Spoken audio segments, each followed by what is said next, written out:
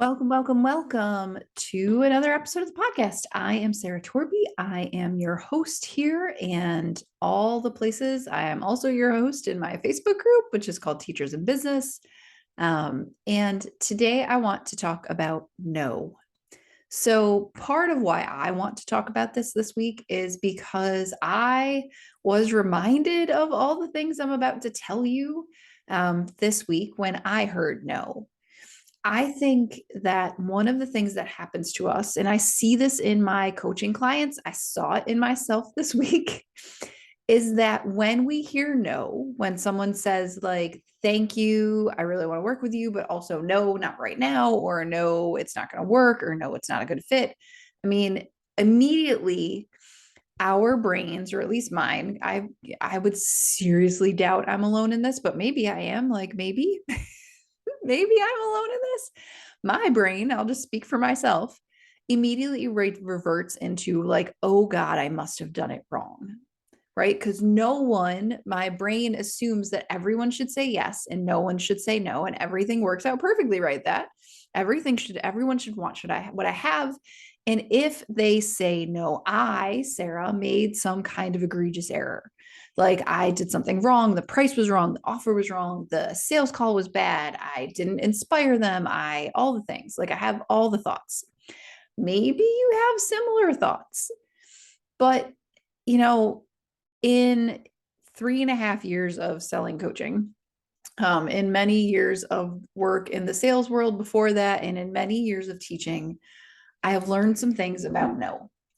And sorry, if you're watching this on video, I have hair going in every direction. I'm trying to fix it.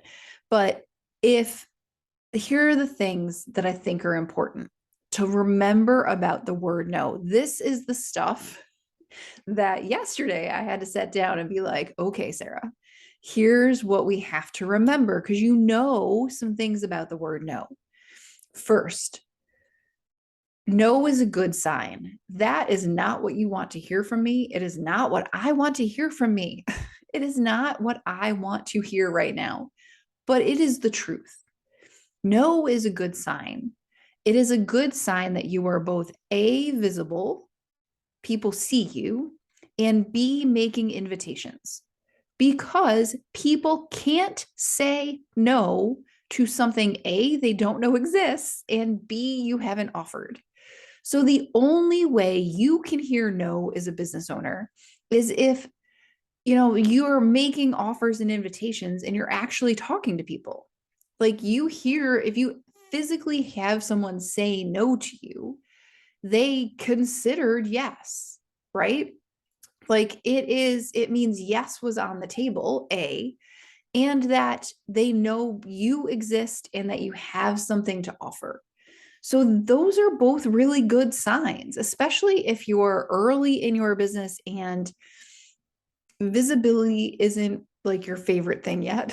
It might never be your favorite thing, but if you are if visibility and marketing and talking to people and making connections and inviting, if that has been the hardest part of this for you, when you hear no, it's like, oh my God, maybe it's not right. Like maybe I'm doing it wrong. But actually, no is a sign that the things you're doing are working. Might you need to refine some things? Sure, totally. But they can't say no to what doesn't exist. They can't say no to what they haven't seen. They can't say no if you haven't invited them to yes. So no is actually a sign that you are both visible and inviting. And so that's a sign that you're doing things right. So that's number one. Number two, and this is the one that I'd like least actually, if we're talking about no, because my brain thinks the opposite of this and doesn't like to hear this particular reminder that I gave myself. The reminder is this: not everyone says yes 100% of the time. Not everyone in your world that wants what you have should even say yes. Not everyone that comes to you as a potential customer or potential client is somebody you even want. Batting 1,000, having a perfect close score, like getting 100% of the people that come to you, is not winning. Like it's not winning. It's not normal. It's not anything. It's not It's not how it works. It's not real. There is no like every person who comes at me and talks about coaching is going to say yes. Like that's something's wrong there probably. Like that's not good. That's malignant. It's problematic. It's a lot of things. But we internally assume or sort of work from this expectation that everyone should say yes, right? That even people like we're not sure we want should say yes. That clients, when you're like, maybe we'd be a good fit. I am at the point in my business where I have a stronger sense of how to weed out that kind of thing. Like I am much more visible and I think clear to people. And over time, that has meant that people that are much more suited to the work I do and the way we do it have started to come. So there are fewer people to weed out, right? That aren't good fit, where I'm not a good fit for them and they're not a good fit for me. But even then, if I have 10 consults, if I have 10 meetings with new people, I'm not going to have all 10 of them become clients. I probably don't want that. I more than probably don't want that. I definitely don't want that. And neither do you. And so the thing with that is like when we freak out, when I freak out because I heard no, it's working from this erroneous assumption that everyone should say yes. And that's not right. The third one, no isn't about you. I know, I know, I know, I know. When somebody says no to you, it's not about you. I mean, it might be that there are things you could have done differently in the sales process. I know for me that, as particularly in the first like 18 months, 2 years of my business, there are times when I would get off initial sales calls with people or consult calls or initial connections and think like, oh, like I didn't help my cause there, or I was unsure and so they felt unsure, right? I confused the issue. I like there are sales kinds of things and skills that you do need to build, right? So if everybody's saying no, sometimes there's a skill issue there. There's a sales process issue. There are things to work on. However, ultimately, in the end, the no is not about you. It's about them. Because people say, make a decision based on what they need. Like they don't say yes because they want to help you out. They say yes because they want what you have. They don't say no because they think you're a bad person. They say no because it's not a good fit. They say no because they aren't confident you can help them. They say no that they're not sure that they're worthy of the help you give. They say no for so many reasons. And when you hear no, it's not about you. Like we take it so very personally. It doesn't mean, like I said before, that there's not work to be done. So when someone says no, or even yes, like I sit down and I evaluate all of those calls. Like I help clients all the time evaluate all those calls. It's like, okay, what worked? What didn't work? What would you do different? Right? It doesn't need to be a complex evaluation. If you sit down and you think like, okay, everything in this worked, like if I had it to do over 10 times again, I would do it exactly the same way. It's not a sales process thing, right? At this point, for me, my sales process is really clear. It's really comfortable. It's really easy. It's easy for me. It's easy for the client. It's easy for the person on the other end. Like I'm not afraid of new people. I'm confident in my skills. Like there is no like confusion about what I offer. None of that's a problem for me.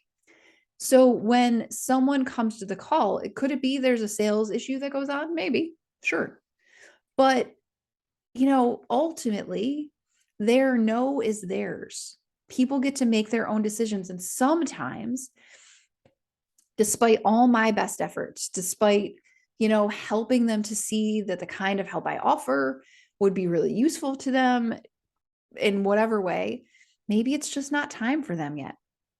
Maybe they're still afraid. Maybe there are other things at play that I don't know about. Maybe they liked somebody better.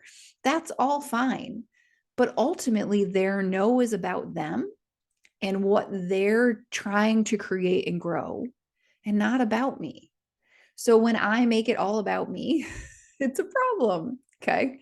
Like that's creating issues internally for me that aren't about things that like aren't. It's like generating drama.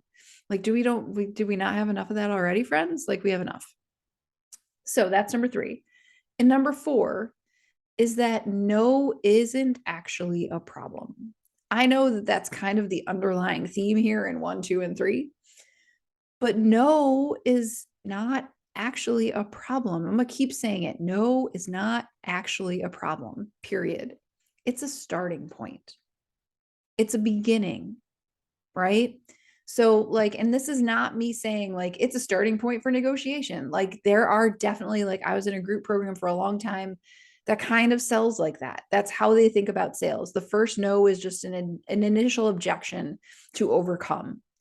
And there are some times where I talk to people who are thinking about coaching where they kind of say no, but you can tell there's more going on. So like those are cases where there's an objection to overcome, but that's not what I'm talking about here. No is a starting point for you internally.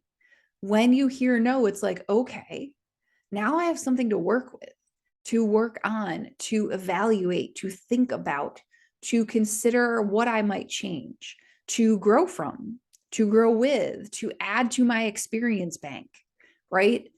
One of the ladies, one of the programs I'm in, she used to say, there are a finite number of ways to fail and an infinite number of ways to succeed. And that has always stuck with me, because like the idea that there's a finite number of ways to hear no, or reasons to hear no, or ways to fail, where it's like, oh, I'm just going to check that one off now and not do it again. I can be done with it. Like that's kind of magical, right? So no is not a problem. It's just like in math class when a kid does something wrong, when they get an answer wrong, for me that's not a problem. It's proof they're trying, and it gives us something to work from. We can look back at their work and find where things went sideways and in process correct. We can course correct. But if there's no work to go on, it's really hard to do that. So no is a starting point. It's a building block, and it's also a necessary building block. Like, we don't go into business and just immediately everybody says yes. I know the internet tells us stories like that, but those stories are complete and utter crap. Like, that's not how this works. Those people are just skipping telling you part of the story, and that's just the truth of it. No is necessary. Having things not work right is necessary. It's like learning to ride a bike. If you just hop on and it immediately works, like that's not, I mean, you fall off a couple of times. Even when you know how to ride a bike, you fall off. Like, how many adults do you know that have like skinned something or broken something or done something crazy falling off a bike? I have a friend that just did it recently. So like, she's been riding a bike for 35 years. She still fell off. It happens. So no ultimately is a building block of yes. Like, if you think about the word yes in block letters, I just made a chart like this the other day and I shared it on my Facebook feed and on my LinkedIn. If you think about yes in created in block letters, if you like sectioned all those block letters up, they're all made of little tiny no's. They are, because failure is the underpinning of success, right? No isn't like us failing. Like, we're not failing, we're not giving up, but it is part of what we do to build success. We hear no. So if you heard no recently, time to reframe it. If you haven't heard no's lately, it's time to ask why. Like, if you're not hearing no, are you out there enough? If you're only hearing yes, then sweet, let's talk about it, because I want to know why you're only hearing yes. But, if this is how it's working for you, like, think about where you are in this. If you're not hearing anything from anyone, is it about visibility? Is it about how you're making invitations? If you're getting a lot more yeses than you can handle, what do you want to change? If you're making no entirely about you, how can we think about it differently and reframe it so that it is not entirely your baggage? And then if you're making no a problem, how can you treat it as a starting point instead? Because that's really what it is ultimately. And listen, here's the thing. This is the kind of work we do in coaching. This is what I do with clients. It is definitely what I do with myself. These tools are here for a reason. there are sometimes sales process things that we have to work out, like helping people understand how to make an offer on the call, how to close calls. This is something we spent a couple of weeks on in my small group program last round. I build the program every time to meet the people who are in it. It is highly individualized to the people that are in the program. And last time we needed to talk about sales calls and closing them. So we did some of that. Now, the next round of small group coaching is starting here in about 6 weeks. The groups are filling up now. They are kept at small groups of 4 so that we can look at people's goals and the things that are a struggle. And I, as a coach, can sit back and plan and bring things to the group to consider, and we can work on exactly the things that you as individuals and the group needs to move businesses forward. Like that's what we're going to do. So if you are interested in small group coaching, if you're like, I don't know if I'm interested, it's time to talk about it. Because like, listen, I'm not a scary sales call person. And I am capable of hearing no. I mean, I don't like it, but I can hear it and I know what to do with it. So I won't die if you tell me no. I promise. I'm still here. But if you're interested in small group coaching, if it might be the right fit for you, now is the time to talk about it, because those spots, I probably have 2 or 3 left at this point. So if it's on the table for you, now is the time to talk about it. Otherwise, let's go hear some no's, because really they're not the bad sign you think they are. There's nothing wrong with you if you hear it, and it's not a problem. It's a good sign. If you're not in my Facebook group, come join. This week on the, let's see, 8th, Thursday the 8th, I'm doing a free live in the group training thing workshop's the right word, called Uncomplicated Pricing. So if you struggle with pricing, come on into the group and let's play. Otherwise, have a great week. I'll see you next week here on the podcast.